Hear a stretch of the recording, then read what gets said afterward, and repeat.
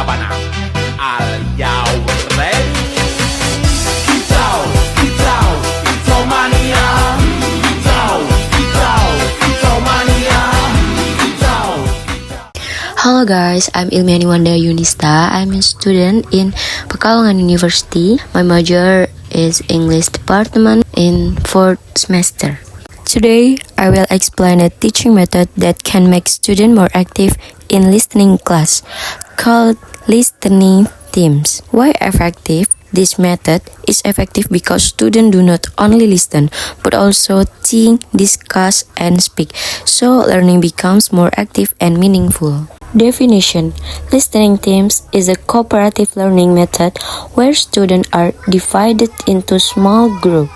Each group has a specific role while listening to a topic or material.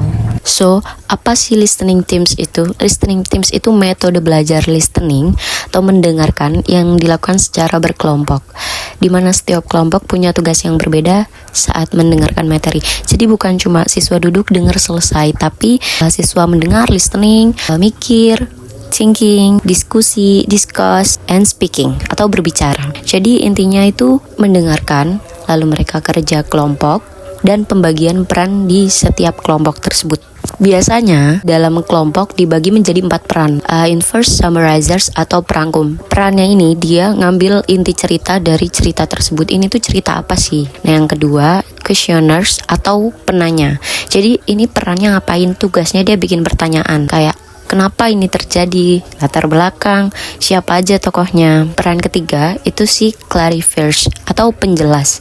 Jadi tugasnya dia menjelaskan ke bagian-bagian yang sulit, kata sulit, kalimat yang bikin bingung, seperti itu, dan menjawab pertanyaan lainnya yang tidak diketahui oleh anggota kelompoknya. Dan peran keempat itu predictors atau penebak atau prediksi. Jadi tugasnya nebak-nebak kelanjutan atau dia ngasih opini. Contohnya, menurutku nanti akan terjadi bla bla bla. Purpose. The purposes of this method are to improve student listening skill, to make student more active, to develop critical thinking, and to build teamwork. Ya, tujuannya sudah jelas, membuat siswa lebih aktif dan bisa kerja dalam tim. Jadi walaupun siswa itu introvert, tapi dia nggak berhadapan langsung dengan guru. Biasanya kan ada rasa takut. Jadi ini berhadapan dulu dengan teman, didiskusikan dengan teman. Justru itu membuat lebih percaya diri untuk si siswa itu improve keaktifannya dia atau improve skillnya dia di kelas. Roles in listening teams group. In listening teams, students are divided into group with different roles such as summarizers, questioner, clarifiers, and predictors. Jadi roles-nya itu yang sudah dijelaskan tadi, ini pembagian tugas tiap kelompok. Inti dari metode ini, ya, yang merangkum materi, yang membuat pertanyaan, menjelaskan bagian sulit, dan memberikan pendapat atau opini. Step of listening teams. In listening teams, students are divided into several groups with different roles. Group 1 summarizes. They summarize the material. Group 2 questioners. They create question. Group 3 clarifies. They explain difficult part. Group 4 predictor. They give opinions or prediction. The steps are: first, the teacher give a topic or audio.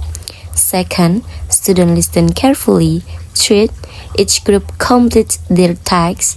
Fourth, the group present their result. Finally, the teacher give feedback. The advantage of listening teams are: students become more active, it improves listening and speaking skill, it builds teamwork, and it encourages critical thinking. Disadvantage. However, this method also has some disadvantage. It needs good classroom management, it takes more time, and some students may still be passive. Simulation example.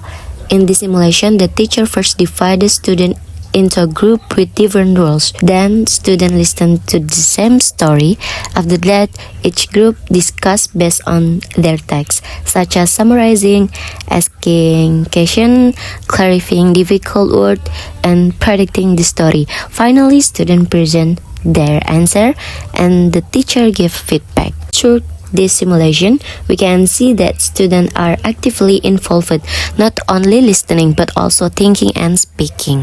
Jadi yang pertama, guru itu memberitahu metode apa yang akan dipakai di kelas itu biar siswa tahu kalau mereka harus aktif. Yang kedua, membagi peran seperti grup pertama summarizes, grup kedua questionnaire, grup ketiga clarifiers, dan grup keempat predictor. Bagian ini tuh paling penting. Setiap kelompok punya tanggung jawab yang berbeda. Jadi nggak semua siswa punya tugas, tapi nggak ada juga yang cuma ikut-ikutan. And then siswa mendengarkan materi, listen to short story. Mereka mendengarkan materi yang sama, tapi mereka fokus beda. Ada yang fokus inti, ada yang fokus pertanyaan, ada yang fokus kata sulit, ada yang mikir lanjutan cerita. Terjadilah diskusi kelompok, lalu terjadilah juga tukar pendapat, berpikir aktif, and then presentasi hasil. Maknanya setiap kelompok menunjukkan hasil mereka di sini. Listening berubah menjadi speaking, siswa menjadi percaya diri. Guru pun memberi penutup dan memberikan feedback.